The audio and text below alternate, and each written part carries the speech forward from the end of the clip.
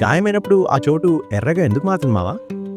నీకెక్కడైనా గాయమైతే అది ఇన్ఫెక్షన్ కాదురా బాబోయ్. అది నీ శరీరం వేసే డిఫెన్స్ సిగ్నల్.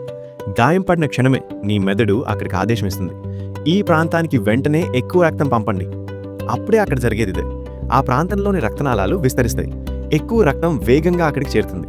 రక్తంతో పాటు రోగనిరోధక కణాలు, తెల్ల రక్త కణాలు, వాపు కలిగించే రసాయనాలు అక్కడ చేరుతాయి. అందుకే ఆ చోటు ఎర్రగా కనిపిస్తుంది, వేడిగా అనిపిస్తుంది, నొప్పి కూడా వస్తుంది. ఇవి సమస్యలు కాదు మావా, ఇవి నీ శరీరం చేస్తున్న రిపేర్ ప్రక్రియ సంకేతాలు. నీ శరీరం అప్పుడు నీకు ఇలా చెప్తుంది, భయపడకు, నేను నిన్ను కాపాడుతున్నాను. కానీ ఒక విషయం మాత్రం గుర్తుపెట్టుకో, 2 నుంచి 3 రోజుల్లో ఎర్రదనం తగ్గాలి, నొప్పి కూడా తగ్గాలి. అలా కాకుండా ఎర్రదనం పెరిగితే, పస్ వస్తే, జ్వరం వస్తే అప్పుడు అది ఇన్ఫెక్షన్ అయ్యే అవకాశం ఉంటుంది. అప్పటి వరకు మాత్రం ఒక విషయం క్లియర్ మావా, ఇది డేంజర్ కాదు, ఇది నీ శరీరం చూపించే పవర్. నీ శరీరం లోపల ఇంత పెద్ద రక్షణ వ్యవస్థ పనిచేస్తుంటే నువ్వు దాన్ని తక్కువగా అంచనా వేస్తావా మావా?